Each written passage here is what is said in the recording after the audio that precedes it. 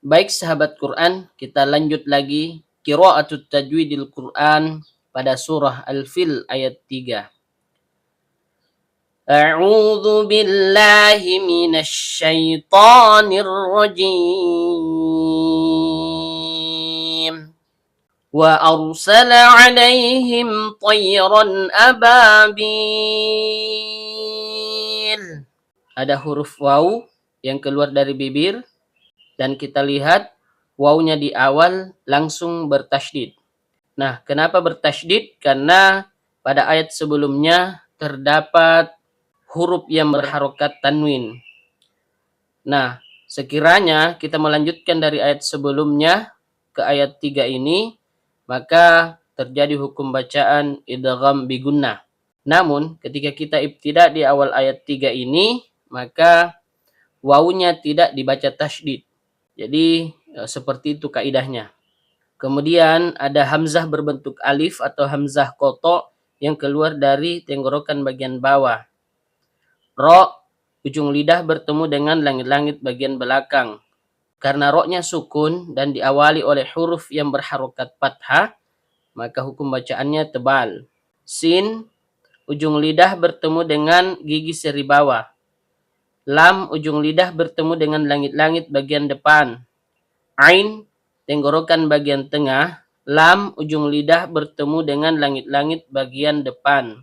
Karena lamnya berharokat fathah diikuti ya sukun yang keluar dari tengah lidah naik memantul ke langit-langit, maka terjadi bacaan lin.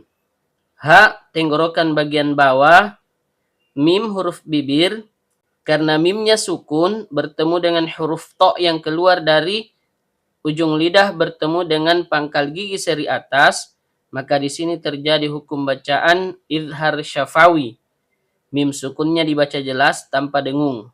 Kemudian karena to-nya berharokat fathah diikuti ya sukun yang keluar dari tengah lidah naik memantul ke langit-langit, maka kembali lagi terjadi bacaan lin.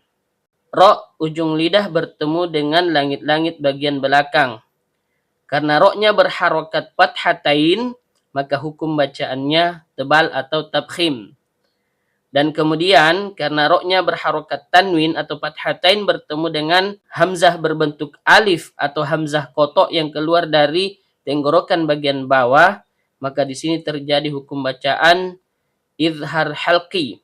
Bunyi tanwinnya atau bunyi n-nya dibaca jelas tanpa dengung.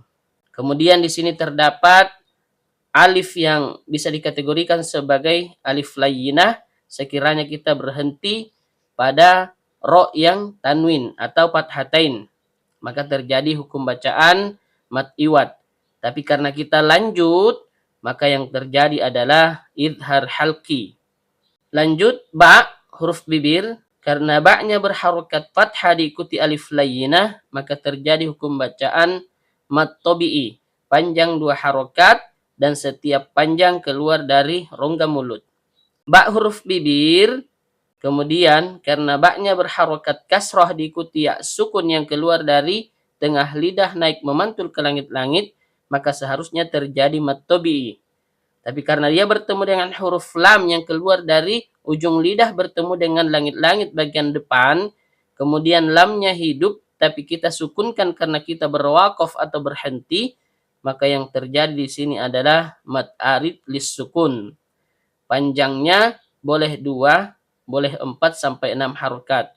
Dan setiap panjang keluar dari rongga mulut. Saya kira cukup penjelasan qiraatut tajwidil Quran pada surah Al-Fil ayat 3. Sekian, wassalamualaikum warahmatullahi wabarakatuh.